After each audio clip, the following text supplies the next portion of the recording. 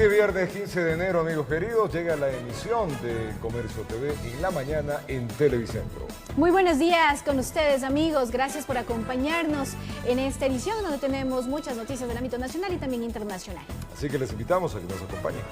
Vamos a contarles que en el segundo debate del proyecto de ley de enmiendas constitucionales, el Pleno de la Legislatura, mediante su votación, no dio paso a que la propuesta que planteaba que Asamblea Nacional designe a las autoridades de los órganos de control.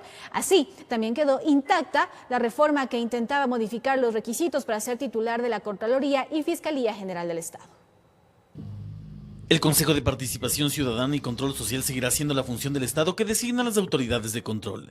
Esto se debe a que en la sesión del Pleno de la Legislatura 691 no pasó la enmienda que buscaba que esa facultad la tenga el Parlamento. Ahí, lamentablemente, la Corte Constitucional se equivocó al avalar que sea la Asamblea Nacional la que trate esta enmienda. Requeriría también, como fue estructurada la nueva Constitución, requeriría una Asamblea Constituyente para poder modificar la voluntad de los ecuatorianos. Pero así como existieron estos criterios, hubo otros que manifestaron su aprobación para que se reste esta facultad al Consejo de Participación Ciudadana. Es absolutamente constitucional, porque además tiene el dictamen de procedibilidad de la Corte Constitucional. Entonces, la Asamblea Nacional está en pleno derecho de dar paso a esta enmienda, al menos hasta que se dé la votación en las urnas en las próximas elecciones. Limitemos las funciones del Consejo de Participación Ciudadana y Control Social. Al igual que esta enmienda, aquella que planteaba que funcionarios que hayan ocupado cargos de rango de ministros en los últimos 10 años no puedan ser titulares de la Fiscalía General del Estado y de la Contraloría General, tampoco pasó. ¿Por qué se va a violentar el derecho a la igualdad de funcionarios probos?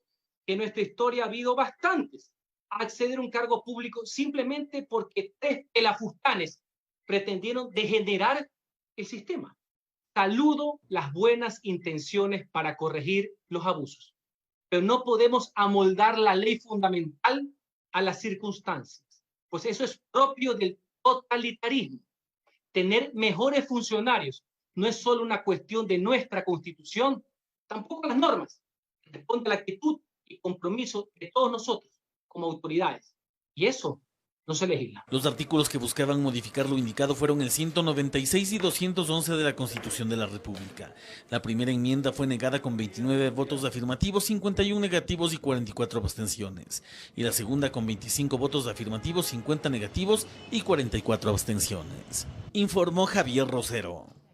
Ecuador firmó un acuerdo marco de financiamiento con la Corporación Financiera de Estados Unidos por un monto de $3.500 millones.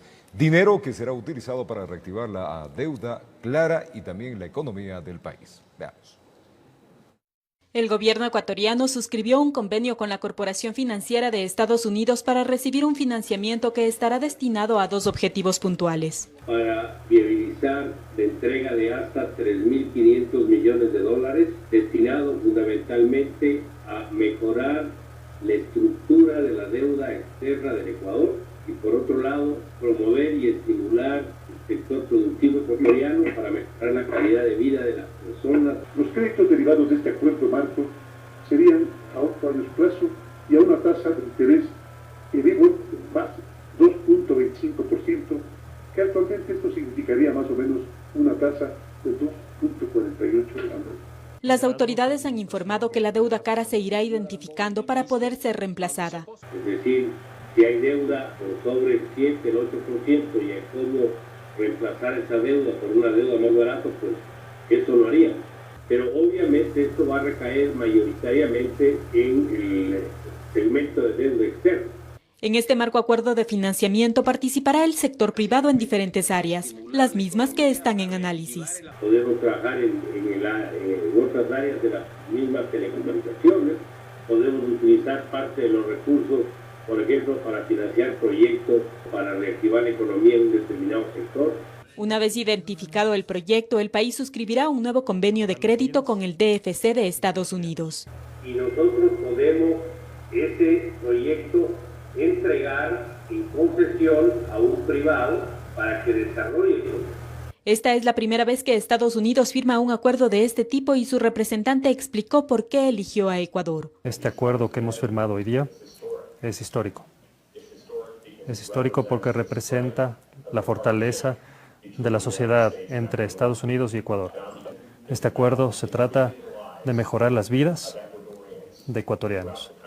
Las autoridades aclararon además que estos recursos no serán destinados para cancelar retrasos de presupuesto. Informó Sara Naranjo.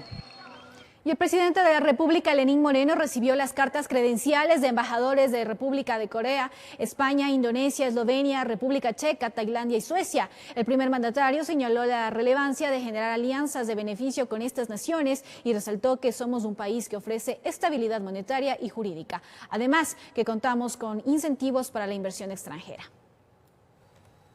El sector florícola en el Ecuador sufrió una contracción del 80% en el 2020 a causa de la pandemia. A un mes de San Valentín, empresarios buscan recuperarse para enfrentar el 2021 con mayores posibilidades.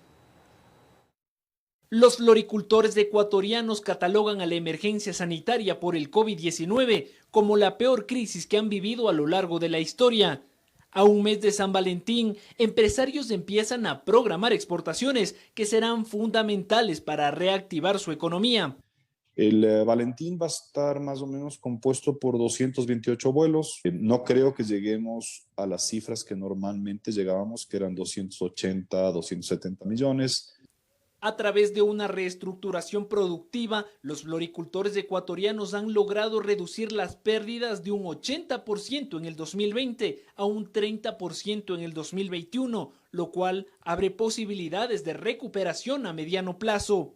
Finalizar el 2021, pudiésemos llegar a una suerte de equilibrio, no necesariamente a una recuperación plena. Se está estimando que para el año 2021 vamos a crecer apenas del 1%. Estados Unidos, España e Italia son los principales destinos de las flores ecuatorianas. Sin embargo, la crisis sanitaria y económica que atraviesan estas naciones ha hecho que la demanda del producto nacional decrezca. Porque es un producto suntuario que cuando el mundo está complicado si tú no tienes para comprar primera necesidad, peor vas a comprar rosas. La industria florícola es el tercer sector exportador de productos no tradicionales después del camarón y el banano y genera más de 120,000 plazas de trabajo. La pandemia, no obstante, obligó a que desvinculen a 11,000 personas, las cuales esperan que la producción se normalice, pues estas empresas son claves para el desarrollo local y nacional. Estas empresas florícolas tienen la capacidad de generar empleo directo e indirecto a propios como a extraños. Este sector espera estabilizar su economía en el 2021, luego de que en el año anterior reportaran cerca de 90 millones de dólares en pérdidas. Informó Álvaro Terán. Al retornar, el Consejo Nacional Electoral separó a funcionarios que estarían involucrados en el error de la impresión de las papeletas para presidente. Ya retornamos con más, no se vayan.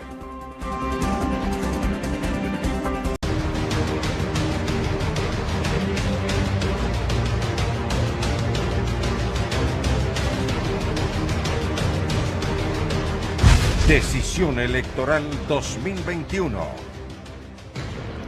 Y en Guayaquil este fin de semana se llevará a cabo el debate obligatorio de los 16 candidatos a la presidencia organizado por el Consejo Nacional Electoral. Todavía está por definirse quiénes serán los moderadores del evento. Se sugirieron los nombres de 8 periodistas. La plataforma para que los 16 candidatos a la presidencia expongan sus propuestas será este sábado 16 y domingo 17 de enero en el debate obligatorio organizado por el Consejo Nacional Electoral. El comité que está a cargo del evento aseguró que todos los candidatos han confirmado su participación, pero de ser el caso que no asistan serán sancionados. La sanción puede llegar a la pérdida de derechos en este caso de participación. Ningún candidato está interesado en perder su capacidad de candidatura por no asistir a los debates. Según el formato establecido, los aspirantes al sillón de Carondelet participarán los 2 días divididos en 2 bloques de 8 candidatos cada uno. Habrá tiempo para explicar el tema y una repregunta. 2 minutos para contestar, 1 minuto para repregunta y otro para réplica o comentarios sobre lo que han dicho los otros candidatos. habrá mayor posibilidad de debate. Las preguntas están divididas en 4 temáticas: economía y empleo, educación, salud y grupos vulnerables, corrupción e institucionalidad democrática y relaciones internacionales y derechos humanos. 16 preguntas por cada grupo temático, de tal manera que el comité proveerá de un total de 64 preguntas para los 2 días. Los miembros del comité de debate ratificaron que no son árbitros del evento, ya que solo elaboraron las directrices y el formato que será entregado al CNE. Son preguntas sobre cómo gobernarán en temas específicos, y eso no tiene que ver nada con nuestra posición. Lo que está aún pendiente es quiénes van a moderar el debate. Son 8 periodistas los sugeridos y el CNE se encargará de definir quiénes y cuántos. Pusieron 8 candidatos de diferentes sectores tratando de mantener el equilibrio de género, el equilibrio regional de medios de comunicación. El evento se realizará en Guayaquil en un centro de convenciones de un medio televisivo. Iniciará a las 20 horas y se extenderá hasta las 23 horas aproximadamente. Informó Priscila Cadena. El Consejo Nacional Electoral separó a funcionarios que estarían involucrados en el error de la impresión de las papeletas para presidente. La reimpresión de las mismas demandaría más de $500,000. Una vez que se hizo público un error en la impresión de las papeletas electorales, el Consejo Nacional Electoral CNE busca establecer responsables al haber colocado en la lista 16 el logo de Mejor EC, cuando esta ya fue cambiada por Movimiento Amigo. Por eso hemos tomado ya las primeras decisiones de separar a los funcionarios responsables del hecho dentro de esta institución. Se debe investigar todos los problemas que han sido públicos y que se sancionen. Son más de 6 millones de papeletas que se deberán destruir. Cada una tiene un precio de 9 centavos sin IVA, lo que suma $561,000 que deberá nuevamente invertir el CNE. Significaría $500,000 a todos los ecuatorianos, porque no es de propiedad del Consejo, es nuestro ese dinero. Y esa responsabilidad pues es del Consejo Nacional Electoral. Es absolutamente fuera de lugar pretender desvanecer la responsabilidad de la presidenta y de los consejeros destituyendo a un funcionario. Es Fausto Camacho, ex consejero del máximo organismo electoral, quien es crítico al demandar que no solo se quede con la destitución de mandos medios. Debería la Contraloría hacer inmediatamente un examen de ese contrato y de los procedimientos asumidos por el Consejo Nacional Electoral alrededor de ese contrato. Y seguramente lo que debería corresponder es establecer glosas con corresponsabilidad desde la presidencia, los consejeros y los funcionarios que hayan estado directamente en la toma de esas decisiones. Esto mientras el vicepresidente Enrique Pita, mediante memorando dirigido a la presidenta Diana Tamaín, demanda la conformación de una comisión de investigación que tenga como objetivo determinar cuál fue la cadena de participación y su grado de responsabilidad de los funcionarios a cargo de la elaboración, revisión y verificación de la base de datos que sirvió para la producción de las papeletas del binomio presidencial. Además que se elabore el procedimiento y protocolo para la destrucción de las papeletas que tienen error. El proceso electoral continúa con absoluta normalidad. Informó Héctor Romero. 7:20 de la mañana, en este mismo tema vamos a dar la bienvenida acá en nuestro escenario, El Comercio TV, en este día viernes 15, a Sebastián Mantilla. Sebastián, buenos días. Él es miembro del colectivo Voces por la Democracia, director del Centro Latinoamericano de Estudios Políticos y también, claro, un analista político muy conocido. Sebastián, un buen año para ti. Bienvenido acá para comentar un poco del ambiente político.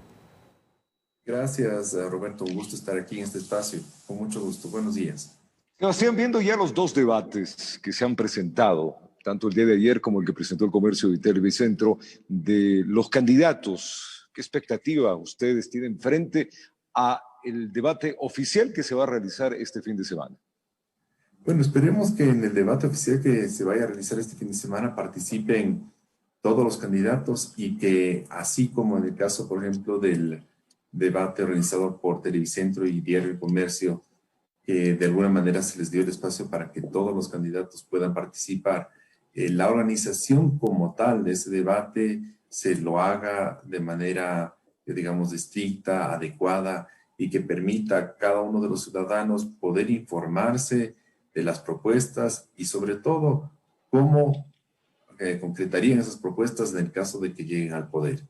Porque uno puede ver que insisten básicamente, por ejemplo, los candidatos, no solo a través del espacio que se ha dado a través de estos debates, sino incluso a través de redes sociales, e incluso la utilización de redes sociales como el TikTok, a propuestas realmente bien generales, propuestas que no tienen, digamos, la suficiente contundencia y que tratan como de encantar e engañar al electorado como para conquistar su voto. Entonces, veamos si es que en este nuevo debate, el cual posiblemente atiendan muchos ciudadanos, puedan ya tener un criterio más claro de por quién votar.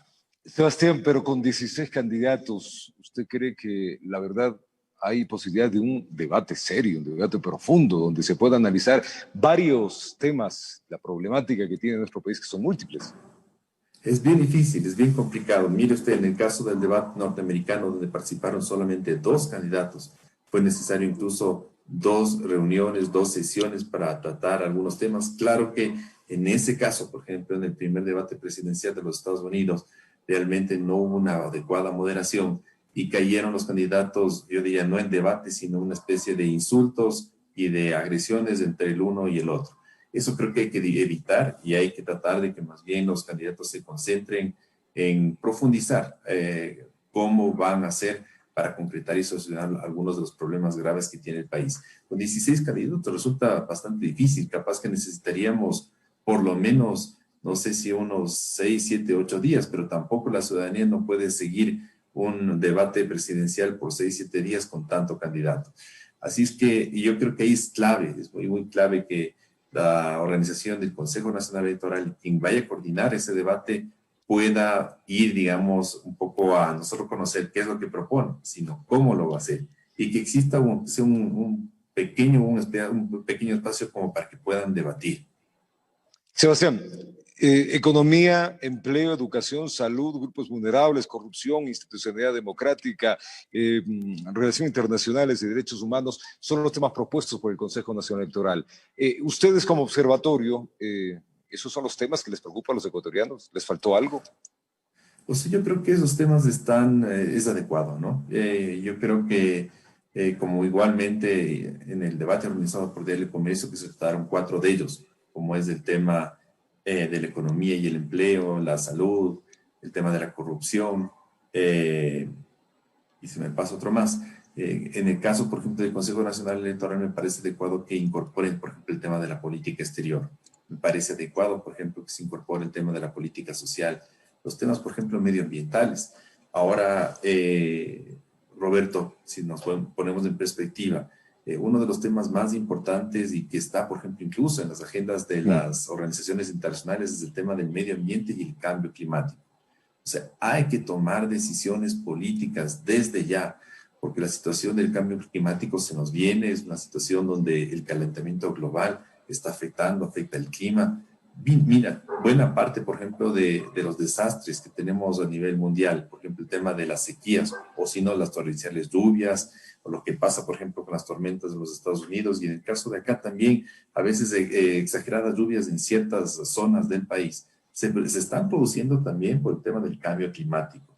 Entonces, tenemos que cuidar nuestro medio ambiente, hay que progresivamente disminuir las emisiones de CO2, y ante eso se necesitan ya políticas certeras. Por ejemplo, en el caso de Europa, hay decisiones ya políticas que para el año, por ejemplo, 2030 no podrá circular ni un carro con gasolina, sino tendrán que ser eléctricos. Entonces, el tema de la movilidad eléctrica ya es un tema que se viene, creo que no es solamente para automóviles, sino también para la transportación masiva de buses, y tiene que ver con justamente las alternativas que ahora se están aplicando en el caso de Quito, el tema del metro, en el caso de Guayaquil, la aerovía. Entonces hay que de alguna manera ir apuntando decisiones que son estratégicas, pero ya no del corto plazo, sino del corto, mediano y largo plazo. Sebastián, esos temas son globales, un poco de acuerdo a lo que ustedes han observado en el colectivo. ¿Cuáles son los problemas que hoy, a este 15 de enero, les preocupa a los ecuatorianos y que les gustaría escuchar soluciones, o por lo menos que planteen, no tanta generalidad, a los candidatos que buscan estar en carón de ley? O sea, yo creo que hay, yo diría que las soluciones y alternativas y respuestas se las puede dar, digamos, pensando por sectores, pero también por grupos. Y tenemos grupos de atención prioritaria en el país, por ejemplo, como los jóvenes. Y creo que muchos de los candidatos no tienen una política concreta, por ejemplo, para atender a los jóvenes. No solamente alternativas para un primer empleo, para que se enrolen, digamos, en el mercado de trabajo, sino qué pasa con el tiempo libre de los jóvenes que están entre 15, 18, 20 años, qué se les plantea. Tenemos la gran amenaza, Roberto, que también un poco está integrado y tiene que ver también con el tema de los jóvenes, que es el tema del consumo temprano de drogas. Esa situación en Guayaquil es terrible. Niños que ya desde los 10, 11, 12 años están usando drogas, pero drogas realmente muy fuertes y que entran en la dinámica de la droga y es difícil sacarlas. Entonces el país necesita también respuestas para los sectores. ¿Qué pasa con el tema de la violencia contra la mujer? ¿Qué pasa con los niños recién nacidos? ¿Cómo está la atención en salud? ¿Qué pasa también igualmente con los adultos mayores, los privados de la libertad, etcétera? Entonces, se necesitan dar respuestas para los sectores, digamos, de atención prioritaria, pero también hay sectores que necesitan una atención urgente, como es el tema de la economía. Y en la economía, ahí yo te diría que hay como 3 aristas. En primer lugar, es el relacionado con el manejo económico desde el Estado, el problema fiscal. ¿Cómo hacemos para que los gastos del Estado puedan ya irse reduciendo? Porque es una carga de cerca de 8.000 millones de dólares, y es que como que toda la economía funciona para poder pagar, digamos, al sector de la burocracia. Los sueldos. Entonces no podemos seguir pagando a ese nivel. Digamos, se volvió demasiado obeso el Estado. Pero también tienes un desafío al mismo tiempo importante. ¿Cómo reactivamos la economía en una situación post-COVID? Hemos pasado ya una primera ola, pero se está visorando que se viene una segunda y tercera ola. No sé si en el Ecuador podríamos hablar de una segunda o tercera ola, pero eso está afectando también. Entonces, ¿cómo reactivas la economía? Entonces, yo creo que ahí no es solamente decir vamos a dar 1 millón de empleos o 500.000 empleos. Se necesita una reflexión, digamos, como completa de cómo funciona la economía, qué es lo que pasa con la economía, cómo reactivamos la economía. Y para reactivar la economía se necesita una inyección importante de recursos que no solamente puede ir a través de decir yo voy a dar créditos del 2%, y de dónde sale la plata y cómo se va a dar eso. Es decir, son decisiones de política económica que no son tan complejas y que tampoco tienen que ver solamente con el crédito, sino también tienen que ver con otros factores. Y el tercero, con la economía, es el tema del empleo. Solo por mencionarte esos. Pero mira, en una reciente publicación del País, que creo que es del día de ayer, decía si es que un analista, un columnista del diario El País de España, decía, tenemos 3 desafíos. Ya tuvimos el embate, digamos, sanitario, tuvimos ya el embate económico, es la crisis económica agudizada por el COVID, y ahora en el 2021 se nos viene la crisis social. Los problemas, Roberto, de marginalidad, de personas que pierden el empleo, personas que hay en situación complicada, que no tienen recursos, que no pueden mandar a sus hijos a la escuela, problemas también de la pobreza, agudización de la pobreza. Esos son los 3 más grandes desafíos que tenemos en este próximo año. Lo que acabas de decir, Sebastián, es válido. Entonces, analicemos a los candidatos. De los 16 candidatos, ¿cuáles son los sintonizados en todas estas inquietudes de los ecuatorianos?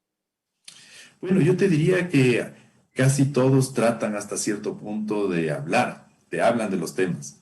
Pero el rato que hablan de los temas, realmente ahí es cuando uno ve, aunque sea esas propuestas generales, a uno le permiten ya también discernir y poder darse cuenta de que las respuestas son como parciales, que las propuestas son inconsistentes, que esas propuestas son como medio traída de los pelos, que parece que solamente es parte de un discurso que ha sido previamente, digamos, estudiado, armado, como para tratar de que el electorado piense que esa persona conoce o sabe o eventualmente tiene un equipo de gobierno.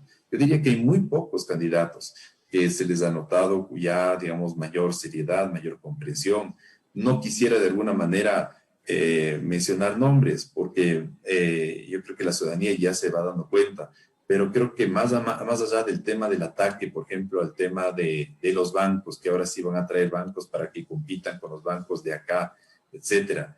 Yo creo que ahí el mismo, por ejemplo, señor Lasso se le ve hasta cierto punto mayor preparación, se le ve con experiencia, más allá del tema de la crítica a esta banquera. Fue una situación complicada la de los bancos, pero eso no es solamente de los bancos, sino también de los políticos. Buena parte de los problemas que se han agudizado en el país desde el retorno a la democracia, Roberto, hace 40 años, no es tanto por las instituciones, el diseño de las instituciones, sino por la calidad de la representación política. Nuestros políticos no están preparados, nuestros políticos no están preparados para asumir los retos y solamente hay improvisación cuando llegan. Y además de la improvisación, los altos niveles de corrupción. Entonces creo que hay ciertos candidatos que no solamente obedecen un conocimiento, sino el tema de la integridad ética y de los valores. Eso creo que es fundamental y es importante que se vea como un requisito que debe tener un presidente. Topaste un tema interesante, Sebastián. El tema de las pandemias, el tema económico, el tema de la explosión social que se puede tener producto de esto mismo, porque son dos tipos de pandemias, la de la salud que vivimos y la pandemia económica. Estamos en un mes electoral, enero y febrero son meses electorales. Con todo esto que estamos analizando y nos estás contando, ¿esto afectaría el ánimo de los votantes? Yo creo que sí, o sea, yo creo que los votantes ya están desanimados, o sea, hay una gran insatisfacción, no solo con el gobierno que está terminando, sino incluso es una insatisfacción de las instituciones democráticas. Hay una insatisfacción, por ejemplo, con el funcionamiento ya del Estado como tal, de la Asamblea, del Consejo Nacional Electoral. Entonces hay tedio. A mí me preocupa que eventualmente con la agudización también, igualmente de la pandemia, y como te decía, tema de los tres temas que te dije, economía, el tema sanitario y el tema de la pobreza, están integrados el uno con el otro, que son tres temas, se vinculan. Entonces a mí me preocupa que por esta misma situación, el tema de la agudización de la pandemia y también por esta insatisfacción creciente que existe en muchos ciudadanos, no tengamos la debida participación política. Mira tú lo que está pasando con el tema de los miembros de las juntas electorales, jóvenes universitarios que se les ha pedido que colaboren, pero se les dice que se les dará, claro, como para un pequeño gasto o algo de alimentación ese día, pero que tienen que venir trayendo la prueba COVID. Creo que cuesta 100, 120 dólares. No, no tiene lógica. No tiene lógica entonces, eso y se gastan $500,000 ahora para volver a imprimir las papeletas por un error humano. Exactamente, y nadie se hace responsable, saben que, uy, nos equivocamos, así pasa. Entonces nosotros como Voces por la Democracia en ese sentido nos hemos organizado. Ahí están parte, digamos, miembros de la sociedad civil, expertos en temas electorales, analistas políticos, académicos, que lo que nos hemos hecho es juntar para dar un acompañamiento al proceso electoral. No ser, digamos, solamente la voz crítica, sino más bien una voz crítica constructiva y más bien hacer un llamado digamos, no solamente al Consejo Nacional Electoral, de que a debido tiempo corrija, no se olvide, que ponga atención en esto, que estamos viendo, que estamos observando, que es importante que se garantice el derecho al voto, que es fundamental en una democracia, sino también incluso estas observaciones y comentarios van también a los actores políticos, a los líderes políticos que están participando ahora en elecciones, y que les pedimos que más allá, por ejemplo, de un comportamiento adecuado, tengan un comportamiento ético. Mira las cosas que salen en redes sociales, no solamente cómo se anuncian, cómo se presentan, lo que dicen, o eventualmente otra publicidad que aparece que son ataques a otros líderes políticos. Por favor, que cumplan con la ley, con la norma, pero sobre todo un comportamiento ético. Y en tercer lugar, tratar de ser una guía para la ciudadanía, de que ahora sí, por favor, votemos bien, analicemos bien, no veamos o votemos solamente porque parece bonito, vino bien vestido, bien simpático, tenía manillas, estaba recortada las cejas, qué bonito, qué guapo que es, o qué bien que habla. No, no, no. A ver, vamos un poco viendo qué consistencia tiene. ¿Será factible? ¿No será factible? ¿Quién está detrás? ¿Quién irá a gobernar? ¿Cuál es el equipo de gobierno? ¿Qué ha dicho sobre el tema de la dolarización? ¿Va a apoyar? ¿No va a apoyar la dolarización? Dice que va a dar $1,000 ni bien en el primer mes de gobierno. ¿Es factible dar $1,000 de gobierno? Ah, que sí es factible. Ha dicho que va a coger la plata que tienen los bancos en el exterior. la plata que es nuestra, de los depositantes, es decir, la plata que de alguna manera los bancos tienen guardada para asegurar, digamos, los encaje bancario de los ciudadanos. Van a coger incluso esos valores. Entonces, ahí ya hay elementos como para que el ciudadano vaya tomando cuenta, se vaya dando cuenta. Más allá también de, por ejemplo, la experiencia que pueden haber tenido ciertos actores en términos, por ejemplo, de buena gestión o mala gestión, o si no también con quién están rodeados, o sea, que nos garanticen también un manejo ético. Buena parte también de los problemas que tenemos aquí, Roberto, no solamente se deben, digamos, a la mala gestión, poca preparación de los políticos, sino justamente al tema de la corrupción. O sea, la corrupción es un gran mal, un cáncer que tiene, yo digo, no solo el Ecuador, sino América Latina. ¿Cuánta plata se va que podría tranquilamente, pudo haber sido utilizada, por ejemplo, para mejorar los sistemas de salud, de educación, etcétera? El Ecuador no es un país pobre, es un país empobrecido. Y ha sido empobrecido justamente porque han saqueado un grupo de políticos durante años al país. Sebastián, rápidamente ustedes enviaron una carta al Consejo Nacional Electoral criticando justamente un tema de la publicidad electoral. ¿De qué candidato era y qué se refería a la carta? Esa carta hace referencia a la candidatura del señor Andrés Arauz. Y no es que tenemos dedicatoria con el señor Andrés Arauz, sino que aquí queremos ser un poco críticos. Parecería que es normal que un candidato como el señor Andrés Arauz aparezca rodeado del expresidente Correa en impresiones, digamos, en información electoral, en spots publicitarios. Parecería que es normal. Y eso no es así. O sea, si seguimos de alguna manera las normas ecuatorianas vigentes en el Ecuador, aquí tenemos una situación donde el señor Correa no puede participar en política.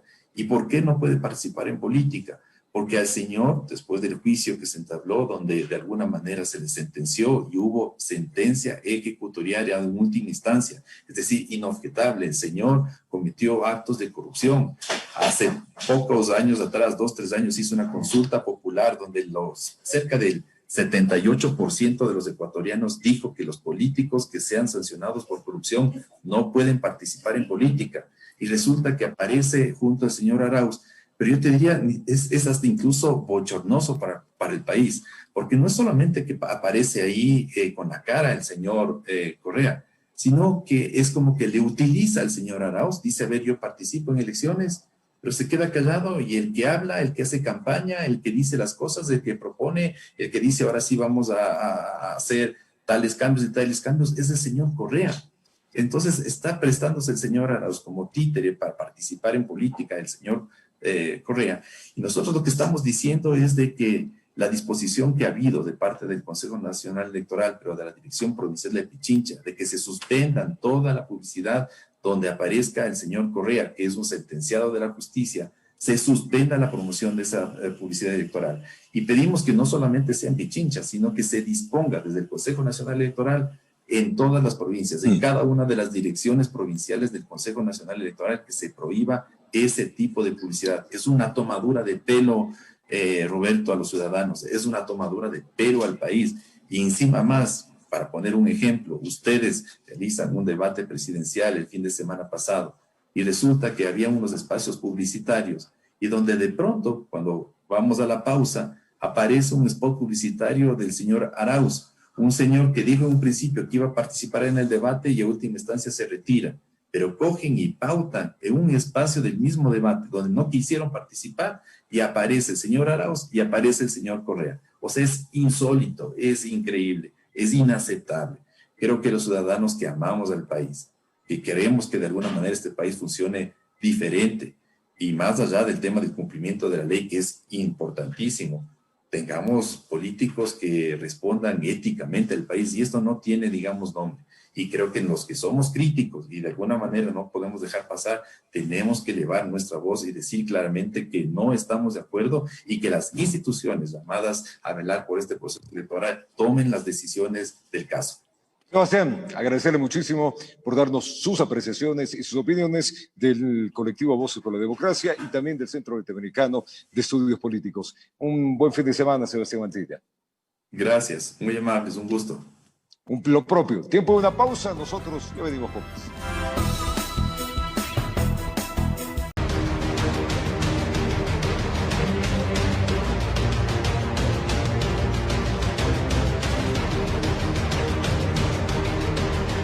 Decisión Electoral 2021. Cadena perpetua para los funcionarios corruptos y una ley de justificación y confiscación de bienes plantea Jimena Borges, primera candidata a la Asamblea Nacional por Sociedad Patriótica Lista 3. Para la reactivación económica, propone invitar a la banca internacional para ampliar la competencia en el sistema financiero. Jorge Escobar con el reporte. No es nueva en estas lides. Primera dama en 2003 y diputada por Pichincha en 2 ocasiones. Jimena Borges es doctora y aunque sabe que 17 años después el Parlamento sigue bajo el mismo síntoma. El 98% de desaprobación que tiene la función legislativa. Hacia allá vamos, hacia purificar el ejercicio de la política. Materializar la transparencia, afirma, no debe ser más lastre y utopía. La cadena perpetua para todos los políticos ladrones que se han robado los fondos públicos, que son un dinero sagrado que le pertenece al pueblo ecuatoriano. Ante una ley de extinción de dominio aún en ciernes y más de 100 millones que el Estado no logra cobrar, entre Odebrecht y Petroecuador, plantea otro cuerpo legal. La ley de justificación y confiscación de bienes. Una instancia del Estado deberá investigar y cuantificar los bienes patrimoniales, no solo de los que han sido electos por voto popular, sino que han llegado a esos altos puestos. Desde su condición de médico propone un cambio de modelo administrativo que aproxime la eficiencia en el sistema de salud pública y los institutos de seguridad social. ¿Cómo mal destinaron los dineros del ISPOL?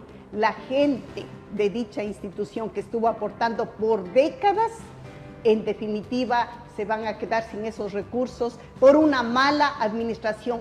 Zapatero a tus zapatos. 13 años después de la destitución fraguada en Montecristi y 15 de haber estado en el poder, Borges advierte que volverán. Contra viento y pandemia. Con cámara de Juan Bustamante, informó Jorge Escobar. Y tras la firma de un convenio entre la Universidad de Guayaquil y el CNE, Delegación Guayas, se dan inicio a los trabajos de planificación para que el estatal del puerto principal sea uno de los recintos electorales con mayor cantidad de votantes. El municipio de Guayaquil también se prepara para lo que será la fiesta democrática. Veamos. Uno de los recintos que abarcará mayor cantidad de electores en Guayaquil es la Universidad Estatal. Hasta aquí llegaron representantes del Consejo Nacional Electoral Delegación Guayas para realizar un trabajo en conjunto con las autoridades de la entidad superior. Es decir, se debe planificar de qué manera estarán distribuidas las mesas. Aquí votarán más de 120.000 o 130.000 personas, lo que hace que sea un recinto que deba tomarse especial atención dentro de este proceso electoral. Las juntas receptoras del voto no vamos a verlas de manera tradicional, como se veían en una sola mesa las 3 o 4 personas, sino que van a estar una en cada esquina para distanciar. De su parte, el principal del CNE Guayas aseguró que no solo se está trabajando con autoridades de la universidad, que los municipios del Guayas también realizan un trabajo coordinado con la entidad electoral, un esfuerzo en conjunto para evitar que la fiesta democrática no sea excusa para que el COVID se expanda. Los alcaldes se han comprometido en controlar la parte externa de los recintos. Los 25 alcaldes han visto favorable y están trabajando ya en eso con su policía municipal o sus agentes municipales. La alcaldesa de Guayaquil, Cintia Viteri, también se expresó ante las elecciones del mes de febrero, asegurando que el municipio está listo para colaborar en ese domingo 7. Aun cuando esto le compete, no a nosotros, sino al CNE. Estamos esperando, y al COE Nacional, estamos esperando las decisiones del COE Nacional en ese sentido. Todo lo que requiera de nuestra parte lo va a tener. Informó Julio César Saona. El Consejo de Participación Ciudadana designó a Elsie Celi como vocal del Consejo de la Judicatura, pese a que Celi no se encontraba en la terna enviada por el presidente. Desde el mismo Quinto Poder se cuestionó la designación. Fue con 4 votos a favor que el Consejo de Participación Ciudadana sesionó vía virtual para conocer quién reemplazará a Aurelio Moreno en el Consejo de la Judicatura. El Consejo de Participación Ciudadana designó entonces a Elsie Celi para ocupar ese cargo. Ella era vocal suplente designada por la Asamblea y su nombre no constaba en la terna enviada por el Ejecutivo tal como lo establece la ley. Finalmente, el Consejo de Participación Ciudadana no ha respetado la norma constitucional. Quiere decir que el Consejo de la Judicatura hoy está integrado por 2 representantes de la Asamblea Nacional, uno de la Corte Nacional de Justicia, uno de la Defensoría del Pueblo y uno de la Fiscalía General del Estado, faltando el representante del Ejecutivo, es decir, un nombramiento irregular. Y es que para esta elección hubo discrepancias. El presidente Moreno presentó una medida cautelar donde exigía que se nombre a una persona de la terna presidencial. Entonces la jueza María Vela ordenó medidas cautelares a favor del presidente y dispuso que el Consejo de Participación realice una consulta a la Procuraduría sobre cómo designarse el nuevo vocal, y aunque respondieron, aseguraron que el pedido no seguía los lineamientos. Pero desde Participación su titular asegura haber cumplido con la medida. Para que quede claro que hemos dado cumplimiento a esta sentencia de la jueza, ¿no? Ismael Quintana, constitucionalista, dice que el presidente en este caso podría tomar acciones. El presidente bien podría estimar que procede la acción de incumplimiento de sentencia constitucional ante la Corte Constitucional. Ahí podríamos llegar a un escenario tal en el que la Corte Constitucional podría sancionar incluso con la destitución del ejercicio del cargo de estos vocales del Consejo de Participación Ciudadana por no haber acatado una decisión de un juez constitucional que ordenaba abstenerse de realizar el nombramiento. Uno de los miembros del mismo consejo, Hernán Ulloa, fue quien objetó la designación. Es ilegal tomar una decisión de designar prácticamente a dedo a una persona como vocal de la judicatura. Informó Marilyn Jaramillo.